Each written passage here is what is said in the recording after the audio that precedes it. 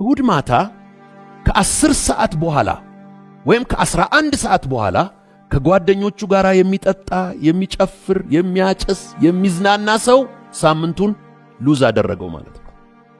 the ultimate goal of human being የሰው ልጅ መጨረሻ ገንዘብን ማግበስበስ አይደለም።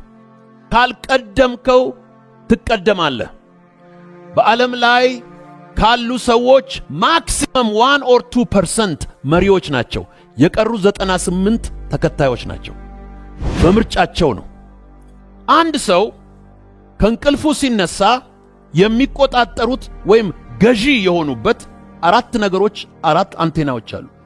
in the western world ዝቅጠቱ ውድቀቱ እየመጣ ያለው የፋሚሊ መፍረክረክና ያ ሞራሉ መፈረካከስ ነው።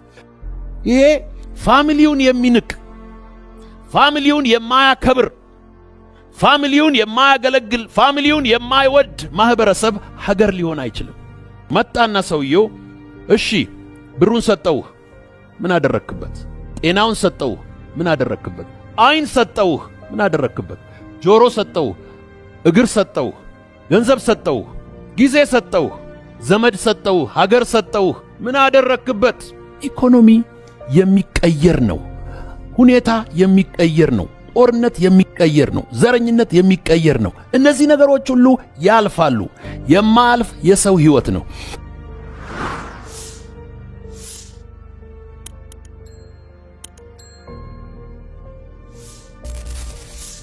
ጊዜ ከተሰጠን ትልቅ ቸርነት ታላቁ ነው።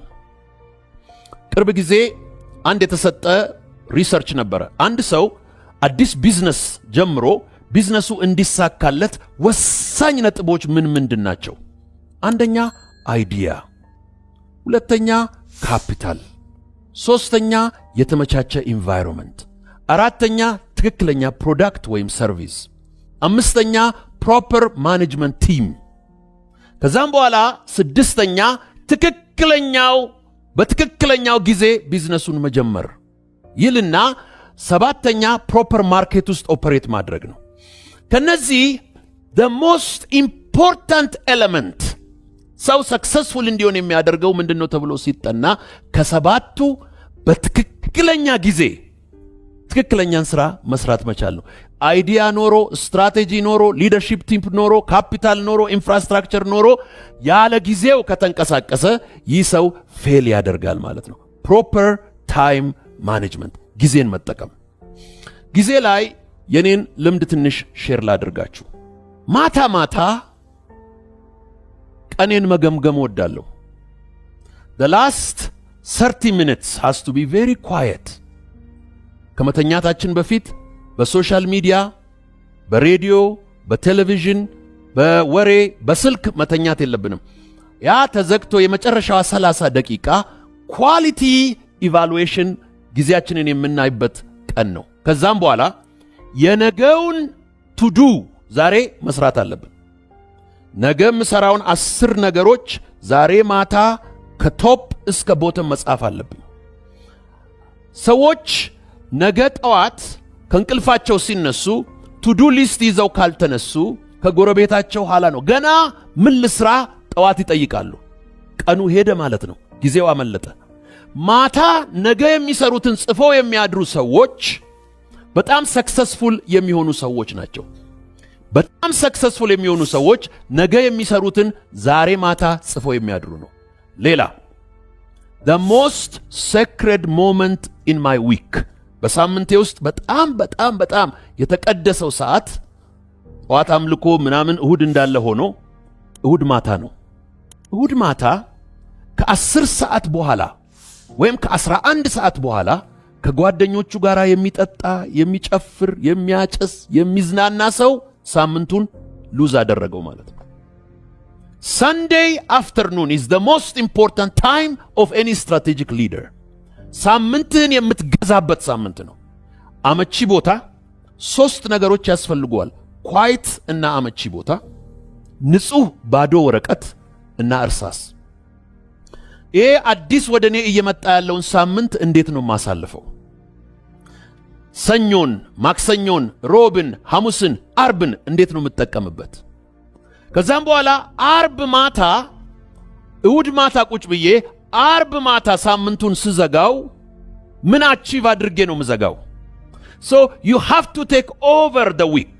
ካልቀደምከው ትቀደማለህ። በዓለም ላይ ካሉ ሰዎች ማክሲመም 1 or 2% መሪዎች ናቸው። የቀሩ 98 ተከታዮች ናቸው። በምርጫቸው ነው። እሁዳቸውን በመዝናናት ሰኞ የሚመራቸው ሰው ስላለ ሰኞ ለመከተል ይዘጋጃሉ፣ ሰኞ ለመምራት የሚዘጋጁ ደግሞ አሉ። So time management is the most important thing. በዚህ ታይም ማኔጅመንት ውስጥ አንዱ የታይም ማኔጅመንት ጠላት ፕሮካስቲኔሽን ነው፣ ወይም ደግሞ ነገ ሰራዋለሁ፣ እሁድ ሰራዋለሁ፣ መጪው ሳምንት ሰራዋለሁ ብሎ ማስተላለፍ። ይሄ the big frog principle ብሎ ብራያን ስቴሲ የጻፈው መጽሐፍ ላይ በጣም አንድ የምወደው saying አለ። ይሄ ምንድነው? ሰዎች ተሰደው ቢሄዱና የዛ አገር ሰዎች ምግባቸው እንቁራሪት ቢሆን እሱ ደግሞ እንቁራሪት ቢጠላ፣ እንቁራሪት ካልበላ ደግሞ አደጋ የሚመጣበት ከሆነ እንቁራሪት ያቀርቡለታል። ትልቅ ወፍራም እንቁራሪት፣ መካከለኛ እንቁራሪት፣ ትንሽ እንቁራሪት፣ ሚጢጢ እንቁራሪት። መብላት ካልቀረ ከትልቁ ጀምር ይላል። መስራት ካልቀረ ከሚያስፈራራ ትልቅ ቻሌንጅና ትልቅ ፕሮብለም ጀምር። እሱን ካፈረስከው በኋላ ኑሮ ሁሉ ቁልቁለት ነው የሚሆን። ማሸነፍ ካልቀረ መጀመሪያ ትናንሽ የመንደር ጠላቶችን አትጣላ፣ ታላላቅ ጠላቶችን አሸንፍ። ከዛ ስትጀምር ታሸንፈዋለህ። you have to operate። ጊዜ የለኝም፣ ጊዜ ያለቀ ነው። ስለዚህ የምትሰጠኝ እያንዳንዷ ቀን በጣም ኢምፖርታንት ነች። የሰው ዕድሜ 70 ቢበዛ 80። 70 ማለት 25500 ቀናት ናቸው። 80 ማለት 29000 ቀናት ብቻ ናቸው። only 29000 days። ደግሞ በየቀኑ ልክ እንደ ኤቲኤም ዊዝድሮ ታደርጋለህ። አይወልድም፣ ወለድ የለውም፣ አይጨምርም፣ ዲክሪዝ ነው የሚያደርገው። so we have to work with a sense of urgency። አፍሪካ ውስጥ የታይም አስተሳሰብ ሊኒየር ነው። ግድ የለም ተመልሶ ይመጣል፣ መጪው ዓመት ይደርሳል፣ መጪው ዓመት ይመጣል። ወይም ደግሞ ፌታሊስት ነው። እግዚአብሔር ካለ ይሆናል፣ አላህ ካለ ይሆናል እያለ ፌታሊስት ሆኖ ሪስፖንሲቢሊቲውን ወደዛ እያስተላለፈ ሰርኩለር ታይም ቴብል ውስጥ ይገባል። ሊኒየር ታይም ቴብል ውስጥ የገቡ የዌስተርን ሲቪላይዜሽን ሲሪየስ የሆነ ዲቨሎፕመንት የሚያየው በዛ ነው። ታይም should never be wasted። ዛሬ ብዙ ሰዎች ኢትዮጵያንና ኢትዮጵያውያን ድሆች ናቸው፣ ዜሮዎች ናቸው፣ ምንድናቸው ይላሉ። አትጠራጠሩ። our future is the top of the mountain። በጣም እጅግ ትጉ የሆኑ ብራይት የሆኑ ሃርድ ወርኪንግ የሆኑ የተዘጋጁ የተራቡ የተነቃቁ ወጣቶች ኢትዮጵያ ውስጥ ዛሬ እያየው ስለሆነ የኢትዮጵያ ፊውቸር በጣም ብራይት ነው። ዓለም እያተረፈ ነው የሚሄደው። ባይ ዘ ዌይ ዛሬ በዓለም ጂዲፒ ውስጥ ሰርኩሌት ስለሚያደርገው 1.6 ትሪሊዮን ዶላር አትደነቁ። ባይ 2050 የዓለም ጂዲፒ ደብል ነው የሚያደርገው። ሌላ አዲስ 100 ትሪሊዮን ዶላር ሊፈጠር ነው። ቴክኖሎጂ ድሪቨን የሆነ ጊዜያቸውን የሚጠቀሙ ራይት ቪዥን ያላቸው፣ ህልም ያላቸው፣ መነሳሳት ያላቸው፣ አቅም ያላቸው እነሱ ተወደደም ተጠላም ከሚፈጠረው ዌልዝ ውስጥ ተካፋይ ይሆናሉ። አንድ ሰው ከእንቅልፉ ሲነሳ የሚቆጣጠሩት ወይም ገዢ የሆኑበት 4 ነገሮች፣ 4 አንቴናዎች አሉ። አንደኛው አምላኩ ነው። ለአምላኩ ለተሰጠው ህይወት፣ ለተሰጠው እስትንፋስ፣ ለተሰጠው ጊዜ፣ ለተሰጠው ጤንነት ለአምላኩ ተጠያቂ ነው። ሁለተኛው ለህሊናው ነው። without ሰው ሳያይሽ when you are making decision every day decision እየወሰድክ ነው። ልተኛ ልቆይ፣ ላንብብ አላንብብ፣ ልነሳ አልነሳ፣ ልስራ አልስራ፣ ላውራ አላውራ፣ ይሄ ሁሉ you're making decision። የሰው ሂውመን ዲሲሽን ሜኪንግ ካፓሲቲ ራይት ኤንድ ሮንግን ዲሲሽን የማድረግ አቅም አለው። ነምበር 3 to your own family። ይሄ ፋሚሊውን የሚንቅ፣ ፋሚሊውን የማያከብር፣ ፋሚሊውን የማያገለግል፣ ፋሚሊውን የማይወድ ማህበረሰብ ሀገር ሊሆን አይችልም። አሁን ብዙ ስትሬንግዝ እያሳዩ ያሉት ፎር ኤግዛምፕል ኢንዲያ ኤንድ ቻይና ኢኮኖሚክ ፋክተሩ ብቻ አይደለም፣ ሞራል ፋክተሩ ነው። ኢን ዘ ዌስተርን ወርልድ ዝቅጠቱ ውድቀቱ እየመጣ ያለው የፋሚሊ መፍረክረክና ያ ሞራሉ መፈረካከስ ነው። የመጨረሻው አካውንታቢሊቲ ለጎረቤት ነው፣ ለሀገር ነው፣ ለህግ ነው፣ ለዜግነት ነው፣ ለማንነት ነው። እነዚህን አካውንታቢሊቲዎች the ultimate goal of human being የሰው ልጅ መጨረሻ ገንዘብን ማግበስበስ አይደለም። ገንዘቡ፣ ሀብቱ፣ ዕውቀቱ ምን ይፈጥራል? መድረክ ይፈጥራል፣ ፖዚሽን ይፈጥራል። ከዛም በኋላ ሰው ማዳመጥ ይጀምራል። አንዳንድ ጊዜ ምሁራን እያሉ ሰው በጣም ሀብታም መሃይም ያዳምጣል። ሀብት ፖዚሽን ይሰጣል። እንደነ ቢል ጌትስ ያሉ ሰዎችን እንደ ምናምን ያሉትን ቢሊዮነሮችን ሰዎች ዓለም ሁሉ ያዳምጣል። ሲናገሩ የአፍሪካን መሪዎች ያዳምጣሉ፣ የአሜሪካን መሪዎች ያዳምጣሉ። ፖዚሽን ሰው በቻሌንጂንግ ሁኔታ ውስጥ የሚኖር ፍጡር ነው። ሰው ጠላቶቹ እጅግ በጣም ብዙዎች ናቸው። እንቅፋቶቹ በጣም ብዙዎች ናቸው። ወጥመዶቹ በጣም ብዙዎች ናቸው። ትልቁ የሰው ልጅ ጠላት ግን ተስፋ መቁረጥ ነው።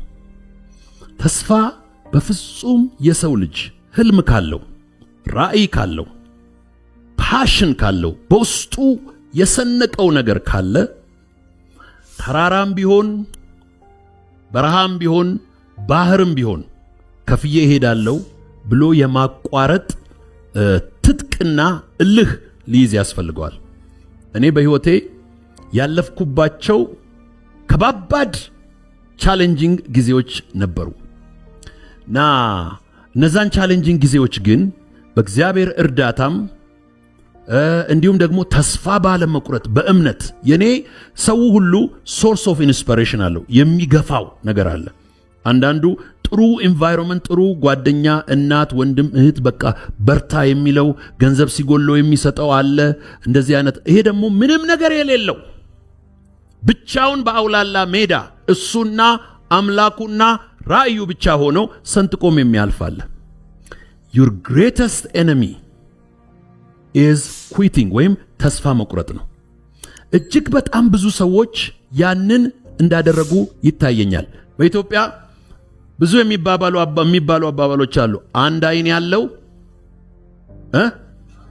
በአቧራ አይጫወትም። ለምን? ተጠንቅቆ መጫወት እኮ ይችላል። ስለዚህ ሰውየው አንድ አይን አለኝ ብሎ ቤቱን ቆልፎ መቀመጡ ነው። ባለ አንድ አይኖች ውጡና ተጫወቱ፣ አይዟችሁ፣ አትፍሩ። ነገር ግን በጥንቃቄ ተጫወቱ። አንዳንዱ ጎመን በጤና ጎመን በጤና ስጋም በጤና ዶሮም በጤና መብላት ይቻላል። ያ ማለት ሪስክን አቮይድ አድርግ፣ አትሞክር። ቀደም አትበል እንዳትሆን ደም በደም ይባላል። ኖ በል ቀደም አትፍራ፣ ቀደም በላ አትፍራ። እነዚህ የሚባሉ እዩኝ ደብቁኝን ያመጣል። እዩኝ ያላሉ ግን እንደተደበቁ ይቀራሉ። ስለዚህ ልበስ፣ ተቀባ፣ ተናገር፣ ውጣ፣ አንኳኳ፣ ሞክር። እዩኝ ደብቁኝን ያመጣል ብለ በር ዘግታ አትቀመጥ። get out of the door and try, and when you try enemies will come from everywhere። ከአየር ላይ፣ ከምድር ላይ፣ ከመንደር ውስጥ፣ ከኢንተርናሽናል ይመጣሉ። አንተ ግን ህልምና ራእይ አምላክን ከያዝክ ሰንጥቀት አልፈዋለህ። በመላው ዓለም ኢኮኖሚ እንደ ዌቭ ነው የሚሄደው። ከፍ ይላል፣ ዝቅ ይላል፣ ከፍ ይላል፣ ዝቅ ይላል።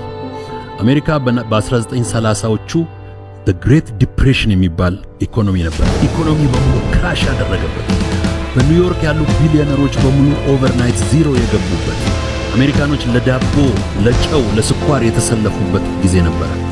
ነገር ግን ያ የጨለማ ጊዜ፣ ያ የድህነት ጊዜ በመጣ ጊዜ ተስፋ ቆራጮች ብዙ ቢሊዮነሮችና ሚሊዮነሮች ከኒውዮርክ ፎቅ ራሳቸውን ወርውረው ገደሉ። ለምን? እንደሚያልፍ ስላላስተዋሉ። ከዛም በኋላ ብልህ መሪዎች መጡ፣ እንደ ፕሬዚደንት ሮዝቬልት የመሳሰሉ ትላልቅ ኢኮኖሚክ ሬቮሉሽንና ኢኮኖሚክ ፕላን መጡ። ኢኮኖሚ የሚቀየር ነው። ሁኔታ የሚቀየር ነው። ጦርነት የሚቀየር ነው። ዘረኝነት የሚቀየር ነው። እነዚህ ነገሮች ሁሉ ያልፋሉ። የማያልፍ የሰው ሕይወት ነው። አንድ ነገር ሁልጊዜ ይታየኛል። በኢትዮጵያን አየር መንገድ በአውሮፕላን ሁልጊዜ ስንሄድ የሚንገጫገጭ አውሮፕላን አልወድም። ልክ አውሮፕላኑ መንገጫገጭ ሲጀምር ፓይለቶቹ ሲት ቤልት አብሩ ይላሉ። ሆስተሶቹ ይመጡና እንደዚህ ይላሉ፣ በሚያንገጫግጭ አየር ውስጥ እያለፍን ስለሆነ ቀበቷቸውን እሰሩ ይላሉ። ከዛ ውስጥ የምወደው አንድ ቃል ነው፣ እያለፍን ስለሆነ።